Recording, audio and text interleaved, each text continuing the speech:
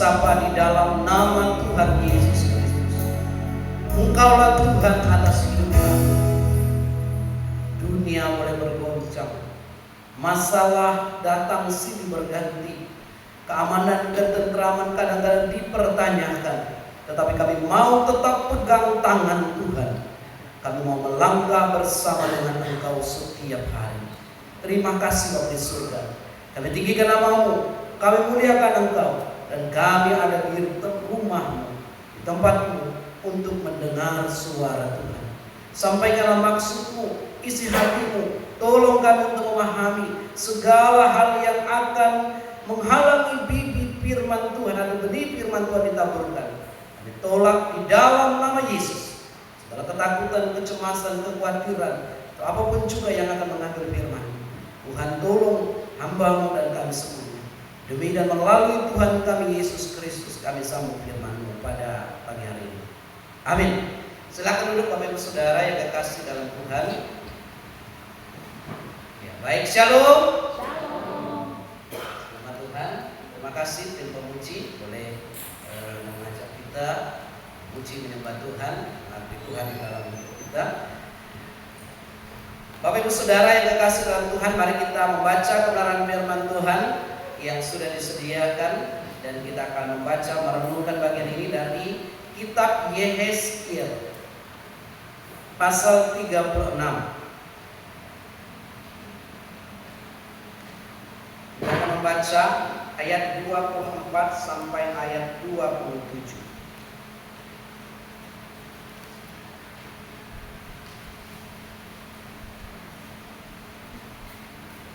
Jika Bapak Ibu Saudara sudah menemukannya, katakan amin.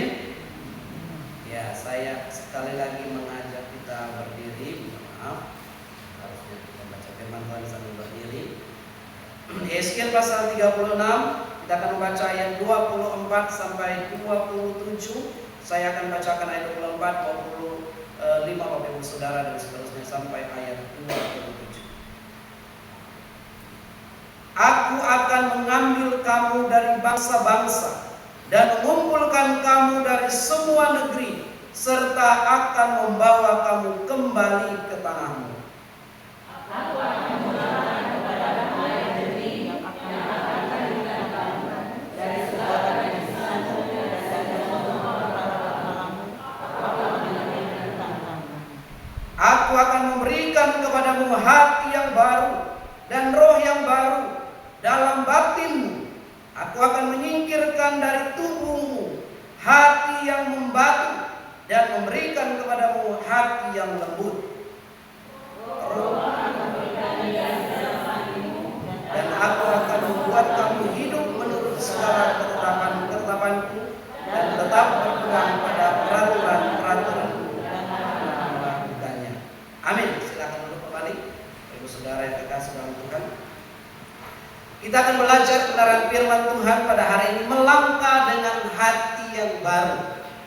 Pertanyaannya Bapak Ibu Saudara, pagi ini ketika mau melangkah ke rumah Tuhan tadi, terutama yang dari sebelah sana, langkahnya sukacita atau penuh kekhawatiran, kecemasan, ketakutan? Ya, mama yang putih senyum-senyum, atau senyum-senyum bahagia mungkin, atau penuh ya. Bapak Ibu Saudara yang kekasih dalam Tuhan, ini baru melangkah hari ini di rumah Tuhan, karena jam 6 tadi kita dapat WA, wah rupanya ada sedikit masalah, di mana-mana ada masalah, kantin masih itu ada, tetapi kita berdoa. Walaupun kemarin sore saya dengar malam-malam ada bercerita tentang kesulitan akan terjadi, akan ada masalah, akan bla-bla semacam, akhirnya kita atau menerima berita yang tidak enak lagi. Tetapi inilah dunia. Kita mau belajar menghidupi firman Tuhan di tengah situasi dunia, melangkah dengan hati yang baru. Kita sering mendengar orang berkata, kalau saja saya bisa memulai lagi dari awal, maka dengan hati yang lebih bersih, saya akan melangkah dan pasti saya akan hidup lebih baik lagi. Seringkali orang berkata, kalau saya diberikan kesempatan saya akan merubah dan seterusnya. Bapak Ibu Saudara yang kekasih, Ini adalah kadang-kadang sebuah ungkapan penyesalan. Kenapa begini dan begitu.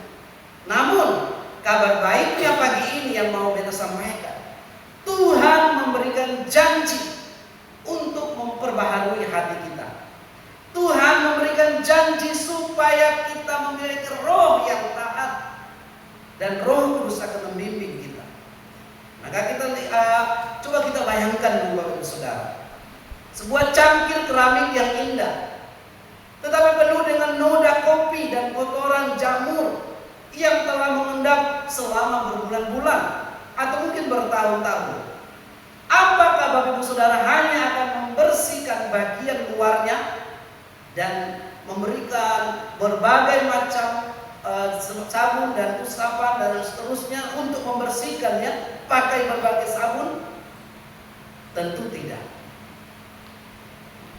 Tuhan tidak hanya membersihkan, kita juga tidak akan hanya membersihkan di luarnya saja. Maka dikatakan demikian juga Tuhan dengan umatnya.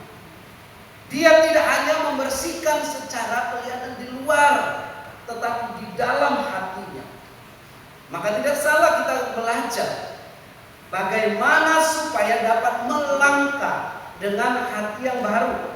Karena kita tahu bersama, latar belakangnya kitab Yehezkiel ditulis oleh Nabi Yehezkiel, seorang imam dan nabi yang melayani selama masa pembuangan bangsa di Israel di Babel sekitar tahun 593 sampai 571 Masehi, sebelum Masehi. Umat Israel telah jatuh ke dalam dosa, termasuk penyembahan berhala, ketidakadilan sosial, dan ketidaktaatan kepada perintah Tuhan. Hidup mengikuti kemauan mereka sendiri. Dan pembuangan Babel adalah akibat, konsekuensi, atau akibat yang harus mereka terima, akibat langsung dari dosa pelanggaran itu. Tetapi melalui Yehezkiel yang ditulis pada saat itu, kita masuk di dalam pasal 39 ini, berisi pengharapan dan janji pemulihan. Setelah serangkaian teguran dan pasal-pasal sebelumnya menunjukkan bahwa kamu bersalah, umatku memberontak, kamu tegar tengkuk dan seterusnya. Namun Allah tetap sayang walaupun umatnya penuh dengan kekerasan dan mengikuti cara hidup dunia ini. Nah, dalam bagaimana kita melihat dalam konteksnya, konteks budaya pada saat itu, penyembahan berhala sebagai budaya, di mana-mana ada yang namanya penyembahan berhala. Di bangsa Israel yang ada di pembuangan menikmati orang bagaimana menyembah patung, mengandalkan kekuatan roh-roh gaib dan juga patung dan berhala. Bangsa Israel seringkali terpengaruh oleh budaya ini dan mereka ikut-ikutan dalam penyembahan. Mereka kawin-mawin dengan orang yang hidup di luar orang Israel dan mereka menyembah banyak dewa. Mereka punya mata tapi tidak bisa melihat. Mereka punya tangan tapi tidak bisa meraba dengan tangan. Nah, pada saat itu juga identitas sebagai umat Tuhan Israel adalah umat yang perjanjian. Tetapi mereka walaupun sebagai umat janji dalam perjanjian Allah telah kotor.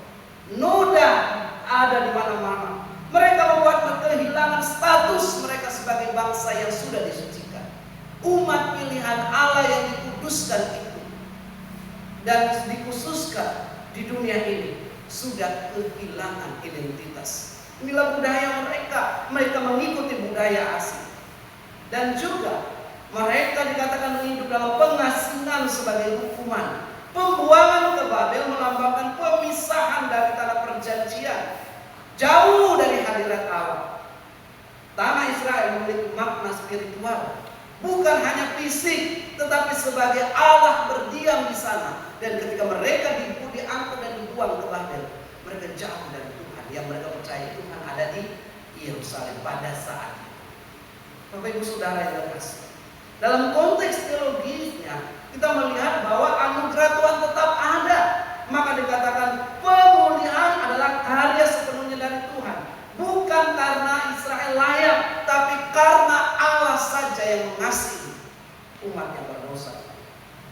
Dikatakan bahwa Tuhan berkata, aku akan, sebanyak beberapa kali mengatakan dan penekanan ini, aku akan, artinya Allah tetap mengasihi, menerima, menekankan inisiatif dan tindakan ilahi untuk tetap mengasihi bangsa. Demikian juga dengan kekudusan Tuhan. Allah adalah Allah yang kudus, manusia adalah manusia yang berdosa, dan kita semua adalah orang berdosa.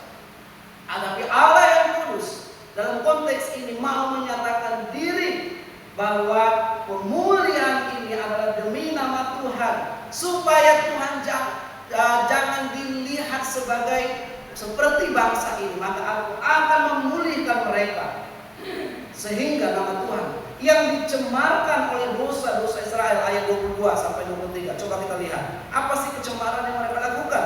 Dikatakan, sebab itu kataku kepada kamu Israel, beginilah firman Tuhan Allah, bukan karena kamu aku bertindak, hai kaum Israel, tetapi karena namaku yang kudus, yang kamu najiskan di antara bangsa-bangsa kemana kamu pergi. Aku akan menguduskan namaku yang besar, yang sudah dinajiskan di antara bangsa-bangsa, kenajisan yang dialami pada saat itu. Maka perlunya transformasi internal. Maksudnya apa? Perlunya perubahan mulai dari dalam, perubahan yang disadari oleh umat Tuhan bahwa mereka butuh Tuhan yang akan menguduskan. Janji tentang hati yang baru, roh yang baru adalah tanda transformasi mendalam yang hanya bisa dikerjakan oleh Tuhan. Tidak bisa dengan dilakukan oleh manusia. Walaupun mereka berpuasa, mereka membaca kitab atau apa juga, tetapi mereka tidak mampu transformasi atau perubahan hidup dari dalam, dan Allah yang mengerjakan. Maka kehadiran peran roh Allah yang kudus harus ada di tengah-tengah umatnya. Maka dikatakan, apa sih tuntutan Tuhan bagi Israel? Mari kita lihat, tuntutan Tuhan bagi Israel adalah dalam konteks ini, dan kita pun belajar apa tuntutan Tuhan bagi umat Tuhan pada masa ini. Bukan hanya Israel pada masa itu, di Yeskiel pasal 36 ini. Yang pertama, Allah menghendaki supaya umatnya disucikan, penyucian dari dosa. Dikatakan ayat 24, aku akan mengambil kamu dari bangsa-bangsa dan mengumpulkan kamu dari semua negeri, serta akan membawa kamu kembali ke tanahmu. Aku akan mencurahkan ke atasmu air jernih, dalam terjemahan baru TB2, sehingga kamu menjadi tahir.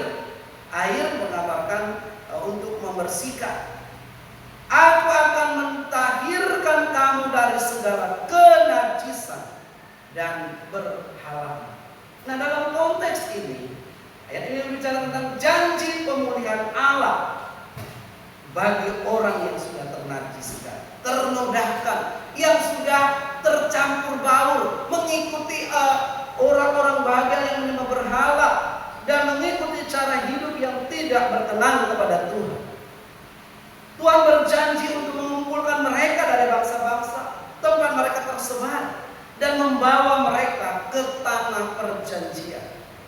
Jadi secara simbolis ini juga dapat menunjuk pada pemulihan umat Allah secara rohani, bukan hanya secara geografis saja harus dikembalikan ke Yerusalem kembali, tapi kembali kepada Allah sebagai sumber kehidupan kita. Bapak Ibu Saudara yang kekasih, bukankah juga sekarang orang banyak, semua orang beragama, kalau ditanya agama apa, pasti ada jawabannya, paling tidak ada 5 agama. Di kota ini juga semua orang beragama, kan? Tetapi apakah orang-orang yang beragama itu sungguh-sungguh lahir, bertumbuh, berbuah seperti yang firman Tuhan yang Tuhan kehendaki? Dikatakan ayat 25, bagaimana cara Allah menuntut umat itu untuk menyucikan dirinya. Air jernih melambangkan penyucian dari dosa dan kenajisan. Ini menunjukkan pada tingkatan Allah yang membersihkan membersihkan umatnya, menjadikan mereka kudus. Ini pekerjaan dan karya Allah. Bapak Ibu Saudara yang terkasih dalam Tuhan, maka jelas Allah mau menjadikan umat itu berbeda dari umat yang ada di dunia pada saat itu. Demikian juga kita pada saat yang mendengar firman Tuhan. Allah mau supaya kita berbeda dengan orang-orang sekeliling kita. Hidup dalam penyucian, hidup dalam kekudusan. Maka gereja kita sangat memegang teguh hal ini, walaupun Bapak Ibu Saudara mungkin melupakan. Nanti kita akan bahas, saya akan karena tesis saya kemarin itu sangat bagus sekali, dan gereja ini harus terus berdiri. Kesucian hidup. Apakah gereja senantiasa memegang kesucian hidup? Apakah keluarga-keluarga masih tetap mengikuti sesuai dengan kehendak Tuhan? Apakah anak-anak masih taat kepada orang tua? Dan seterusnya. Maka ayat 25 ini, Allah menuntut umat itu membersihkan diri seperti orang mencuci pakaian yang kotor dengan air, dan akan air yang jernih. Ibu Saudara yang terkasih, dalam perjanjian baru, simbol ini dapat dikaitkan dengan baptisan sebagai tanda pembersihan rohani. Tetapi juga air merupakan bagaimana Allah mau memurnikan kita kembali, motivasi mengingatkan kita. Maka pernah ke Bapak Ibu Saudara berpengalaman, kalau kami di kampus dulu ada orang yang kerasukan, ada teman, salah satu teman dari Sulawesi Tengah, ya ada roh nenek moyangnya, memakai ular, santomar dan seterusnya. Akhirnya nggak sadar, ketika didoakan, dilepaskan dan disadarkan, dikasih air setelah minum, di mukanya juga dicuci dengan air supaya dimurnikan kembali. Itu gambaran sebenarnya. Bapak Ibu Saudara, seseorang yang bekerja di tambang pulang dengan pakaian penuh debu dan kotoran, tentu dia tidak langsung mengambil makanan, kecuali kalau orang itu sudah gajolok, kata orangnya, rakus tidak tahan. Tapi dia pasti berusaha untuk membersihkan diri terlebih dahulu supaya layak dan supaya mau menikmati kebersamaan dan makan bersama dengan baik dengan keluarga. Demikian juga Allah menghendaki supaya kita menyucikan diri. Apa sih saja yang dilakukan oleh umat itu, terutama penyembahan berhala. Kita sekarang apa yang menjadi berhala? Mungkin pada saat ini kita tidak seperti kelihatan berhala di mana-mana, tapi apapun juga yang Bapak Ibu Saudara dan saya utamakan lebih daripada Tuhan, itu adalah berhala. Entah anak, entah hobi, entah pekerjaan, entah suami, entah istri, entah apapun juga yang kita utamakan lebih dari Tuhan, maka itu adalah berhala sampai sekarang. Materialistis, kita tahu bersama orang sekarang mau serba cepat juga, mau makan dan seterusnya. Nah, Bapak Ibu Saudara, yang kedua tuntutannya setelah itu, tuntut Allah itu untuk bagi saudara hati yang taat. Transformasi hati menggambarkan perlunya perubahan sikap dari keras kepala, pemberontak, menjadi lembut dan taat. Rupanya Bapak Ibu Saudara, beta waktu masih kecil dulu, beta pikir bahwa keras kepala itu dilakukan ketika anak-anak masih umur remaja saja. Tapi rupanya itu hanya buat pikiran saya waktu itu, karena anak-anak remaja melawan, utang berkelahi. Tetapi rupanya jangankan orang yang remaja besar, tua muda pun masih ada sikap, masih ada manusia namanya. Kalau dia masih menyimpan sikap keras kepalanya bukan kepalanya yang kepala batu misalnya keras gitu, tapi sikapnya keras, tidak mau diarahkan, tidak mau dibawa kepada yang benar. Ayat 26 kita lihat di sini, aku akan memberikan kepadamu hati yang baru dan roh yang baru dalam batinmu. Aku akan menyingkirkan dari tubuhmu hati yang membatu dan memberikan kepadamu hati yang lembut. Jadi janji Tuhan dalam pemulihan sebelum mereka melangkah di anugerah Allah yang bisa disediakan itu, Tuhan berjanji memberikan hati yang baru dan roh yang baru. Bagaimana hati yang baru? Hati kita sudah melekat dari kecil. Bukan itu yang dimaksudkan lebih mendalam di sini, adalah sikap yang baru. Pemberontakan, ketidaktaatan, dan sikap tidak peka terhadap Allah. Ini yang dialami oleh umat. Mudah-mudahan kita di sini saya ada yang suka memberontak, yang suka tidak taat, tidak peka terhadap Allah. Oh tidak Pak, tetapi kita juga tidak taat. Apakah hal inilah yang Allah kehendaki? Maka Allah ingin melembutkan hati dan memberikan hati yang baru. Dengan hati yang baru umat Allah akan memiliki kasih. Dengan hati yang baru umat itu akan memiliki ketaatan. Dan dengan hati yang baru umat Israel, umat Tuhan punya kerinduan untuk hidup sesuai dengan kehendaknya. Ini menunjukkan transformasi rohani oleh kuasa Allah yang bekerja, yang mengerjakannya, bukan karena kita. Hati yang keras melambangkan pemberontakan dan dosa. Tuhan menggantikannya dengan hati yang lembut, yang peka terhadap suaranya, mau dengaran terhadap Tuhan. Orang berkata, saya nggak ada suara Tuhan yang beta dengar. Yang beta dengar suara samping kiri kanan, suara televisi, suara ini. Kalau Allah memberikan hati yang baru kepada umatnya, pada gereja pada zaman sekarang, kita akan peka apa yang Tuhan mau dalam hidup. Bapak Ibu Saudara yang terkasih dalam Tuhan, ketika kita terpancing kayak sekarang isu kekerasan ada di mana-mana, orang sudah, apakah kita mau ikut? Tentu Allah menghendaki gereja menyuarakan sebenarnya di mana-mana, harus memiliki hati yang baru. Maka baru di sini waktu malam tahun baru, kita baru di sini saya baru disampaikan di gereja, cukup besar sekali. Mari, terutama rumah tingkat, orang kita kenal, gitu saya begitu. Disampaikan, jauhkan kekerasan, jauhkan malu, jauhkan segala macam. Mengapa hal itu terjadi? Orang sampai bersuara, sampai harus katakan jangan ada kekerasan lagi. Rupanya kekerasan itu masih merajalela di mana-mana. Suka dengan kekerasan. Mudah-mudahan di ruang ini tidak suka kekerasan. Amin. Atau masih ada? Minta supaya Tuhan mengumpulkan saya supaya saya beta suka yang keras. Ya puji Tuhan, nama saya Sutra. Orang bilang Sutra itu lembut. Beta suka yang lembut. Beta suka yang humanis, kata orang, yang people oriented, bukan goal oriented, bukan tujuan. Saya pokoknya harus menang, tujuan. Pokoknya saya harus dengar, pokoknya saya beli. Bukan hubungan yang baik itu yang Allah kehendaki. Karena Allah mementingkan hubungan. Amin.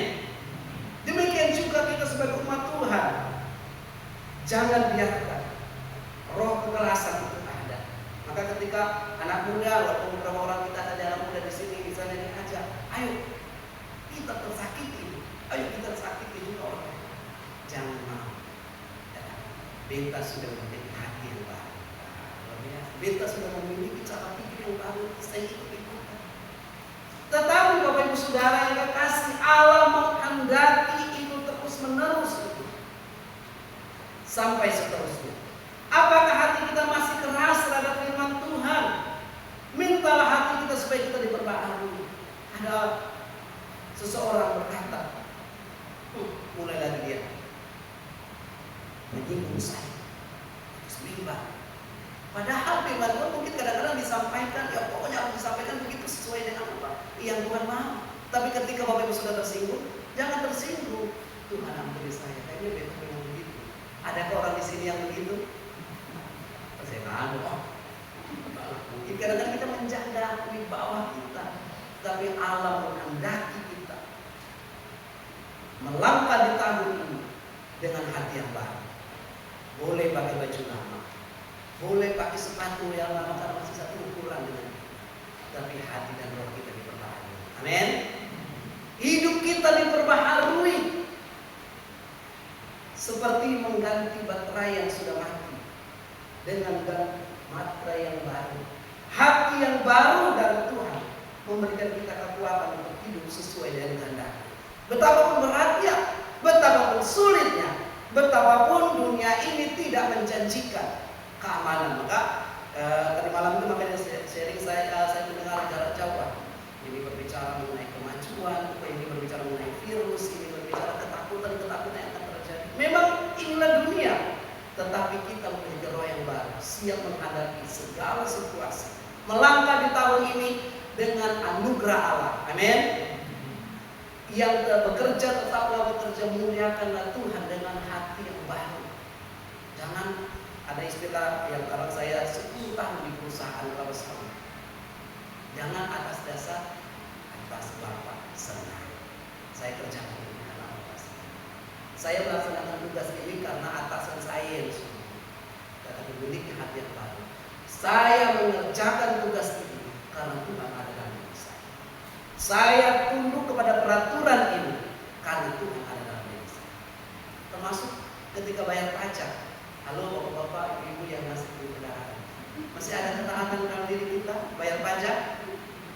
Ketika lampu merah, itu ketaatan yang teruji sedikit saja, ketaatan itu pemberontak. Kalau tidak lampu merah, saya lihat tidak masjid Al-Fatah gitu ya, situ sebelah kanan itu. Ada orang sudah merah tetap karena sepi jalan, tetapi ada orang yang tahan, mau sepi mau rame, kalau itu lampu merah harus stop. Berapa di antara kita di sini yang jalan terus atau stop? Itu hanya ketaatan kecil saja, belum ketaatan yang lain. Bapak Ibu Saudara yang kekasih dalam Tuhan Yesus, Allah menghendaki ketaatan kepada hukum Tuhan juga. Dengan menaruh rohnya dalam mereka, Tuhan memampukan umat untuk hidup menurut segala ketetapan-Ku. Mari kita ulangi ayat 27. Bersama-sama, 2, 3. Rohku akan kutaruh di dalam batinmu, dan aku akan membuat kamu hidup menurut segala ketetapanku, dan tetap berpegang pada peraturan-peraturanku serta melakukannya. Garis bawahi, Roh Kudus akan tinggal di dalam diri kita. Sebagai warga gereja, kembali kita bertanya sebagai gimana? Apakah Roh Kudus masih ada dalam diri kita? Amin. Atau Roh Kudus ada di dalam rumah Tuhan? Itu bagus juga. Tapi jangan lupa, Roh Kudus mau berdiam di dalam kita, menguasai hidup kita, karakter kita, pikiran kita, tangan kita, mulut kita, bahkan seluruhnya Allah mau menguasai. Karena ada orang, ya selalu saya ingatkan, tapi mudah-mudahan di sini tidak ada. Haleluya, puji Tuhan, praise the Lord di dalam gereja, tetapi di luar gereja dia maki-maki, marah-marah, tunjuk-tunjuk, bantah-bantah, sampai mulutnya itu pernah seorang dia bilang seperti aslinya dia keluar. Kenapa? Dia gemertak giginya itu, ini kayak mau merekam ini sebenarnya. Tapi di sini saya ada. Amin. Roh Kudus akan menolong kita mentaati perintah itu. Ini merupakan nubuat tentang pencurahan Roh Kudus dalam Kisah Rasul pasal 2 dan menggambarkan hubungan yang lebih intim antara Allah dan umat yang dekat. Dengan Roh Kudus kita bukan hanya hidup dalam ketaatan, tetapi juga menghasilkan buahnya, melakukannya. Apakah kita mengandalkan kekuatan kita sendiri? Apakah kita mengandalkan kemampuan kita sendiri? Entahkah di sekolah, entahkah di bekerja, entahkah di rumah dan seterusnya. Apakah kita masih mengikuti pikiran-pikiran kita yang tentu dipengaruhi oleh perasaan, dipengaruhi oleh situasi dan kondisi? Tapi biar Roh Kudus, itu harapan saya, menuntut kita every day Setiap hari tahun AI, setiap waktu, setiap detik, Roh Kudus yang memenuhi kita. Bapak Ibu Saudara yang terkasih, mintalah kekuatan supaya Tuhan akan menolong kita. Memiliki hati yang baru, maka kita melangkah di tahun ini dengan kekuatan Tuhan. Dengan rohnya yang baru kita belajar untuk taat. Seorang pelukis mencoba melukis tanpa inspirasi. Hasilnya biasa saja. Dia melukis. Tetapi ketika seorang pelukis dengan inspirasi, dengan ilham, dengan memberi sentuhan bahwa dia sungguh-sungguh melakukannya, maka lukisnya menjadi karya luar biasa. Demikian juga karya Roh Kudus adalah inspirasi dan kekuatan yang akan memungkinkan kita hidup sesuai dengan rencana Tuhan, hidup sesuai dengan jalurnya Allah. Maka oleh sebab itu jemaat Tuhan yang Tuhan Yesus kasihi, Allah mau memberikan hati yang baru. Allah mau memberikan rohnya yang baru bagi kita. Respon kita, apakah kita mau menerima? Tuhan pimpin saya tahun ini, atau Tuhan pimpin saya di gereja saja ya. Tapi kalau di rumah saya, beta yang pimpin hidup saya, beta yang kendalikan hidup saya. Harusnya setiap waktu kita mau dipimpin. Bapak Ibu Saudara, pesan Yeskiel 36 ayat 24 sampai 27. Bagaimana relevansinya pada kita, pada jemaat Tuhan pada saat ini. Yang pertama, kita mari mau melihat di sini kesadaran akan kasih karunia Tuhan. Allah mengasihi kita sampai hari ini. Kasih karunia-Nya cukup bagi kita, bahkan berkelimpahan.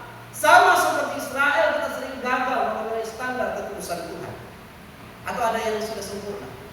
Maka dikatakan kalau dia sudah sempurna dalam hal kasih, dia sudah seperti malaikat. Kita gagal, termasuk kita. Kadang-kadang kita dipengaruhi oleh intelektual kita, dipengaruhi oleh perasaan kita, dipengaruhi oleh apa yang kita lihat, apa yang kita dengar. Sama itulah seperti Israel. Namun anugerahnya yang memulihkan, memberikan hati yang baru. Mintalah kepada Tuhan memberikan itu. Jemaat, mari kita menyadari bahwa keselamatan bukan hanya usaha kita sendiri, tapi karena pemberian Allah. Jelas dalam Efesus dikatakan, maka kasih karunia-Nya akan menolong kita. Yang berikutnya, bagaimana supaya jemaat hidup kudus di tengah dunia yang rusak? Seperti yang saya bilang tadi, di tengah orang yang misalnya hari-hari ini ya pasti ada yang sakit hati, ya mungkin juga apalagi kalau masalah-masalah yang tadi malam itu, kita berdoa, kita berharap tidak ada yang namanya dendam. Amin. Walaupun sisa-sisa katanya kerusuhan itu masih selalu ada, kepahitan. Maka kita berdoa dalam nama Yesus, curahkan pengampunan, kasih, kemurahan, sehingga seorang kadang-kadang kalau orang sudah dendam itu, apalagi katanya matanya sudah gelap. Atau apa? Kita belum pernah mengalami mata gelap yang sampai membuat yang buta. Jadi katakan kalau saat kerusuhan manusia itu dilihatnya kayak binatang. Kalau saya melihat manusia seperti manusia hijau, ganteng kali dan seperti itu, berarti kita melihat sesuatu yang memang Tuhan ciptakan. Tapi karena itulah kita minta supaya kita tetap hidup kudus. Dunia modern di tahun 2025 penuh dengan berhala. Berhala baru seperti apa? Materialisme, narsisme. Ya apa ya?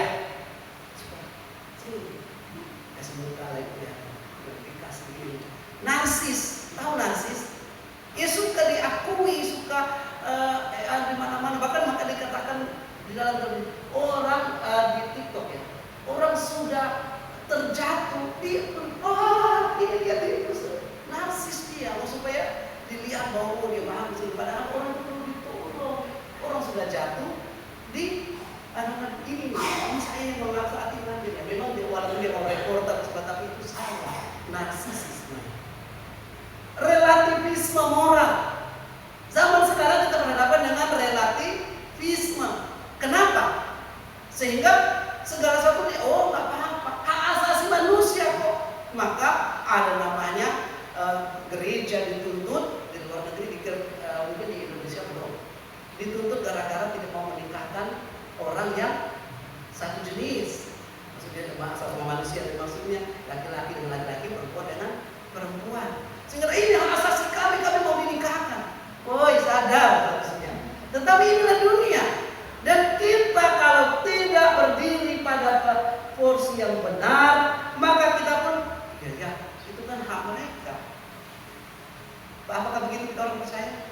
Tidak, itu Tuhan kasihan yang dia tidak tahu dia berbuat dosa, dia berbuat salah. Tapi relativisme berkata bahwa semua orang punya hak untuk melakukan. Dia happy, ini hebat itu maksudnya saya menikmati. Kenapa? Dan seterusnya. Dosa zaman sekarang selain relativisme moral mau menang sendiri. Jemaat dipanggil untuk meninggalkan dosa-dosa dan hidup berbeda karena dia mencerminkan karakter Tuhan. Dia adalah umat Allah, bahkan diri imagude, gambar diri Allah ada dalam dirinya. Amin. Maka kalau orang membenci, jangan kita ikut membenci. Kita senyum, saya kasih smile sah. Atau mampu nggak? Ya, tapi kalau hati yang baru, maka kita mampu untuk mengampuni, mampu untuk mengasihi, mampu untuk menerima satu dengan yang lain.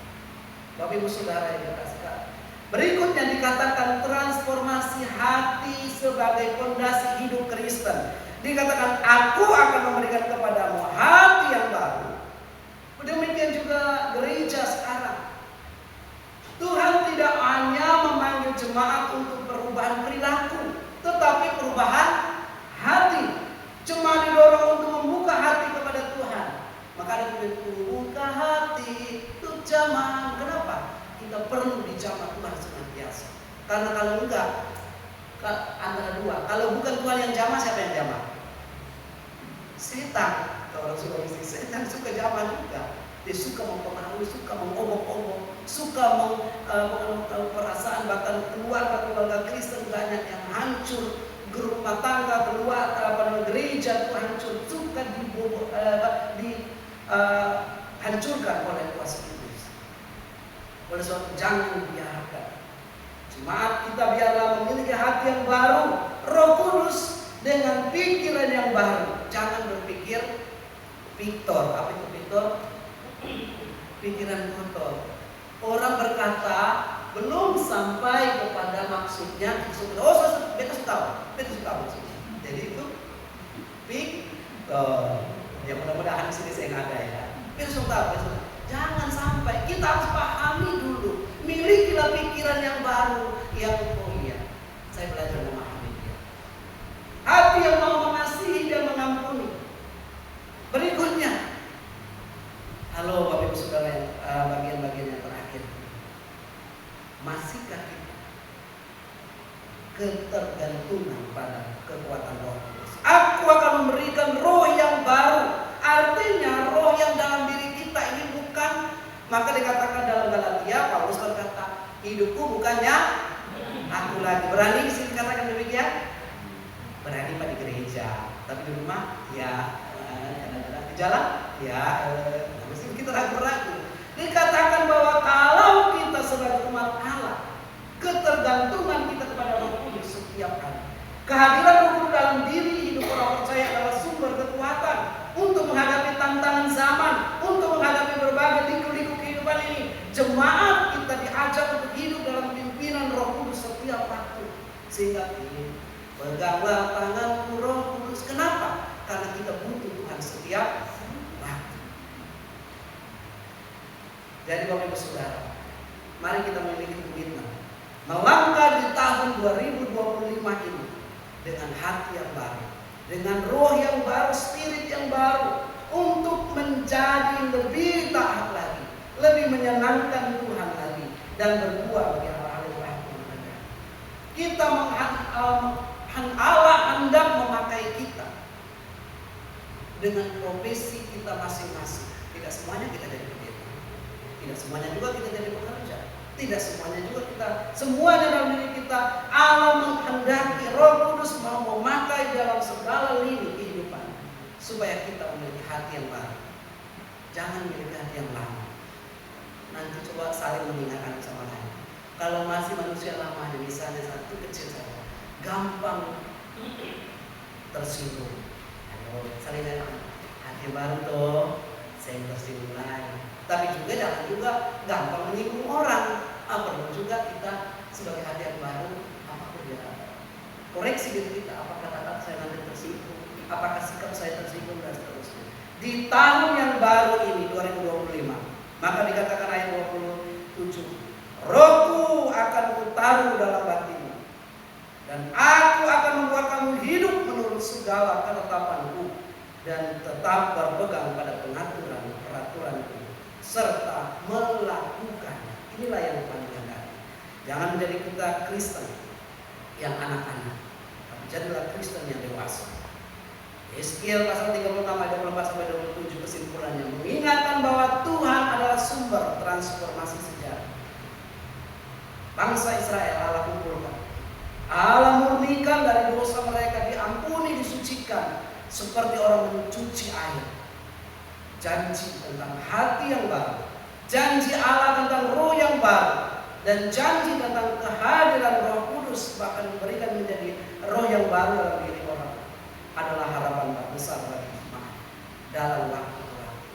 Di tengah dunia yang penuh tantangan, di tengah-tengah jemaat yang saat ini ada maupun juga dalam pekerjaan, mari melangkah di tahun ini dengan hati yang baru, hidup oleh anugerah Tuhan dan muliakanlah Tuhan sepanjang hidup. Apa kita bisa bersedia menyerahkan kepada Tuhan, ini aku, Tuhan ini pakailah hidupku dengan hati dan pikiran yang baru, dengan roh yang baru, maka kami akan melangkah di tahun ini dalam anugerah. Kita berdoa. Bapak Ibu Saudara yang terkasih, alangkah baiknya ketika kita di rumah Tuhan introspeksi diri sebagai respon dari firman Tuhan yang beda sampaikan. Mari kita koreksi diri kita. Apakah kita sebagai orang Kristen yang sudah percaya kepada Tuhan, memegang janji-janji Tuhan, mengetahui janji itu, mau terus-menerus melangkah di tahun 2025 bahkan di tahun-tahun terus yang akan datang dengan hati yang baik, disucikan, dikuduskan, dimuliakan. Mari kita mohon ampun jikalau dalam mulut kita, dalam pikiran kita, dalam tingkah laku, perkataan kita, sikap kita mengotori diri kita.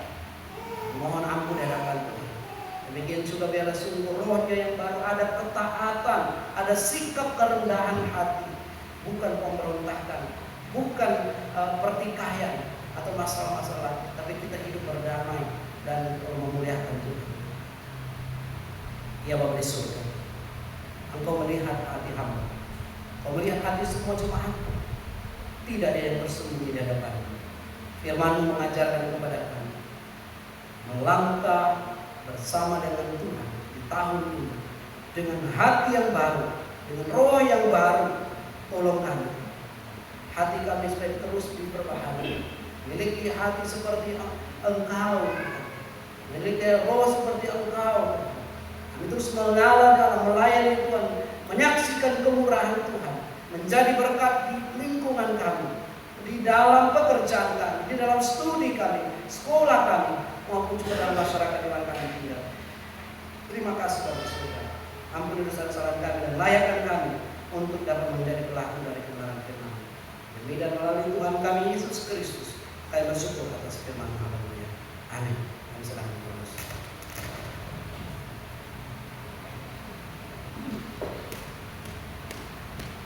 Jemaat Tuhan, kita akan memberikan